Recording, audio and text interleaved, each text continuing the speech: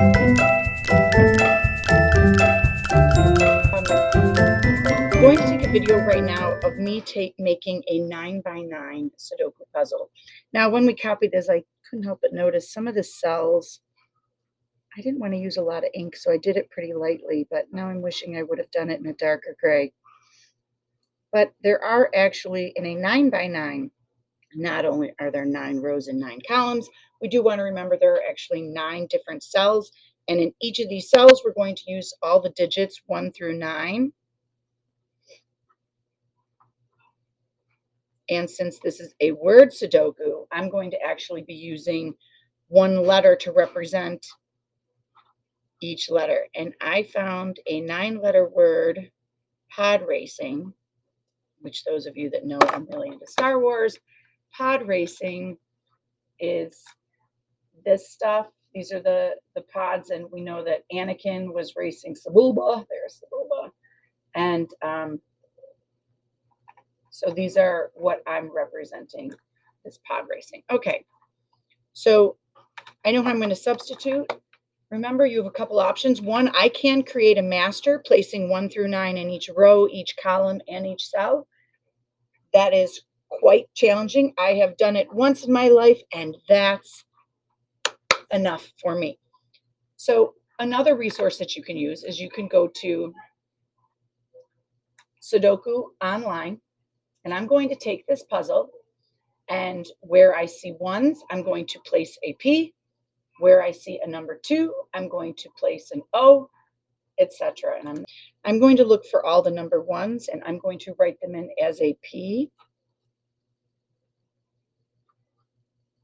I do like to go sort of cell by cell. That sort of works for me, since I know there should be at the most just one in each cell. Let's see the whole thing. Okay. So I hope that's correct. All right, so now I'm going to find all the 2s in the puzzle, and I'm going to record those as an O.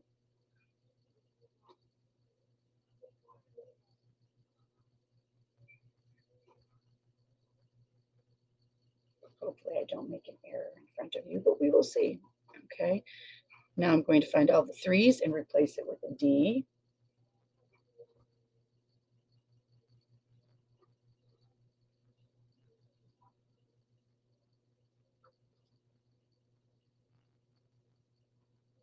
Okay, the 4s I will replace with an R.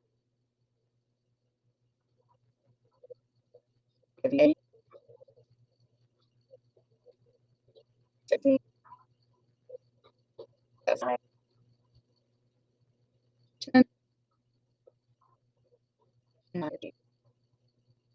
Wonderful. Okay. I'm going to do a quick check and make sure the shapes of each cell look like I've gotten all the right clues.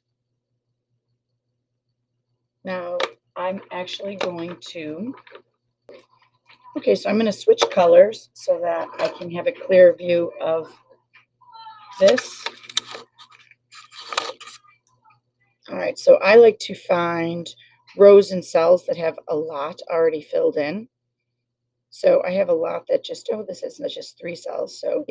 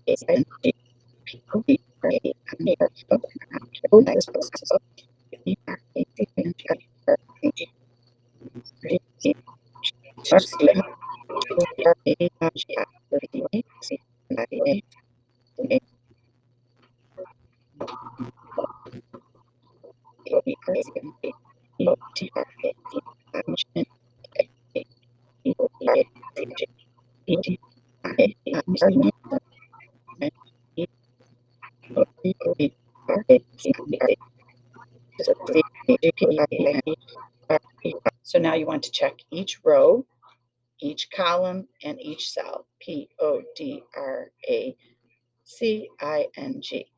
P-O-D-R-A-C-I-N-G.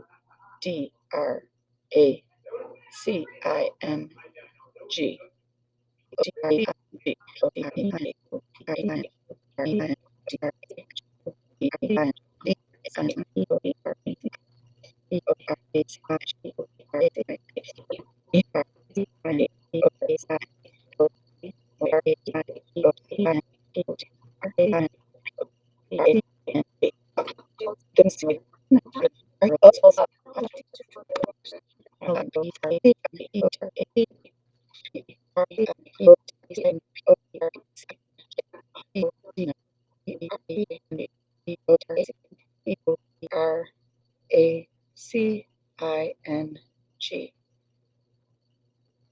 P-O-D-R-A-C-I-N-G.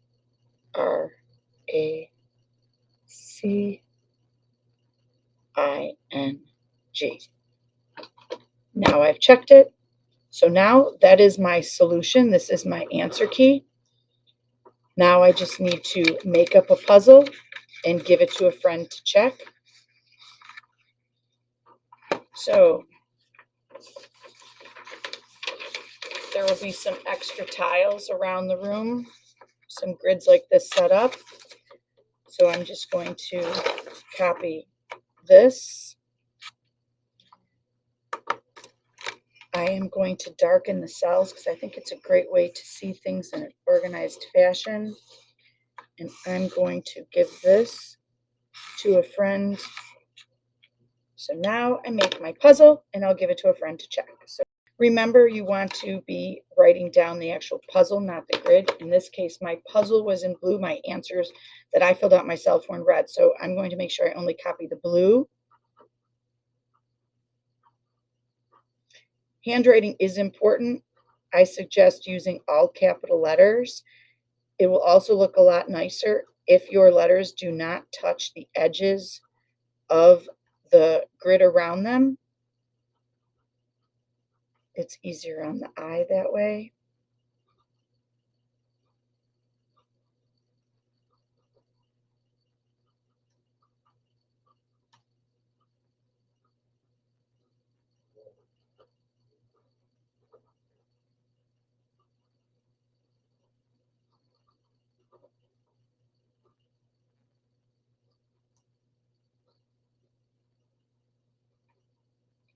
So I now give this to a friend. If they are able to solve it correctly, as I believe I have done, then I know my puzzle is ready, and then I'll be able to turn in both the solution and the puzzle to Mrs. Miranda, and I'll be done.